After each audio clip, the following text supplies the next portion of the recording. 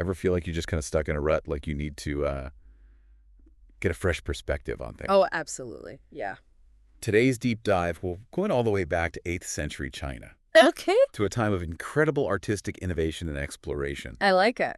And we're looking at a poem that I think really captures that that feeling, that yearning that we all have to kind of break free and see the world in a new way. Yeah. Ascending Stork Tower by Wang Zhihuan. It's a good one. Have you heard of this one? Oh, yeah. I'm familiar with this one. I think most people who have even like a passing familiarity with classical Chinese poetry are going to at least recognize the name. Right. It's one of those ones that's been anthologized and analyzed and reinterpreted so many times. It's kind of difficult to even separate the original poem from like the history of its reception. Yeah, I totally get that. So for our listeners who haven't spent, years and years studying this stuff, let's dive in. So Ascending Stork Tower.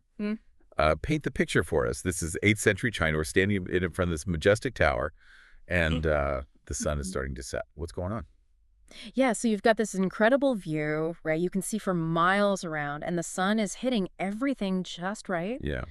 And the poet starts off with this really striking image. Okay. He says, white sun leans on the mountain's edge.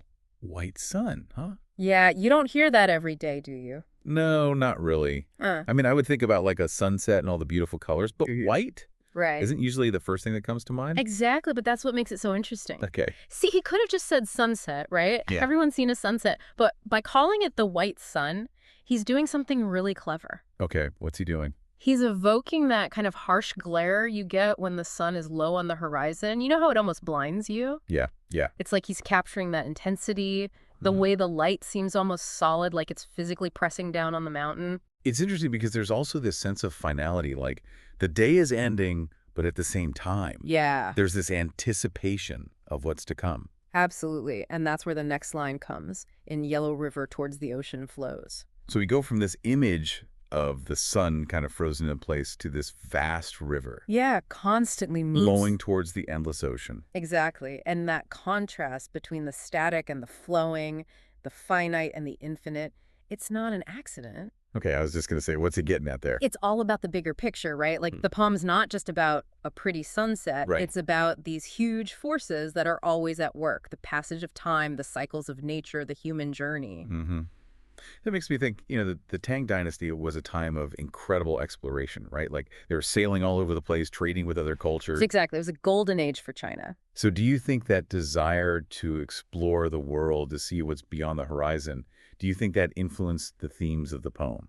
Oh, absolutely. I mean, the Tang Dynasty was all about pushing boundaries, both physically and intellectually. Okay. You had all these explorers going out and discovering new lands. Yeah. But you also had this incredible flourishing of art and poetry and philosophy. Right. People were trying to understand the world around them, but also their place in it.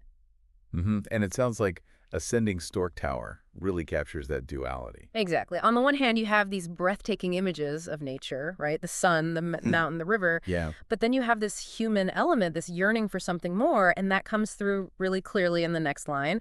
Wishing to see 1,000 miles. Wishing to see 1,000 miles. So we're not just observing anymore, right? Now we're longing. Exactly. It's that innate human desire to see beyond our immediate surroundings, to strive for something more, something greater than ourselves. It's like when you set a goal that seems impossible to reach, but just the act of striving for it, it changes you. It gives you a new perspective. Exactly. And that's the key here. It's not necessarily about actually seeing 1,000 miles. It's about what that desire represents. Okay, so what does it represent? Well, it depends on your interpretation, right? It could be ambition, a thirst for knowledge, the pursuit of enlightenment. But whatever it is, it's something that drives us forward. So if that's the desire, the yearning, then how do we actually achieve it? Well, that's where the final line comes in, and it's a powerful one. Ascend another story higher. Ascend another story higher. This is where the poem's title comes into play, right? Right. You're standing at the top of this tower. You can already see so much, but it's still not enough. Right. You want to see further. You want to understand more, so what do? You climb higher. I love that. It's such a simple but powerful metaphor, isn't it? It really is, because it can apply to so many different things. Exactly. It's not just about physical climbing, it's about any kind of personal or professional growth. It's about pushing yourself beyond your comfort zone, seeking out new challenges, never settling for a limited perspective.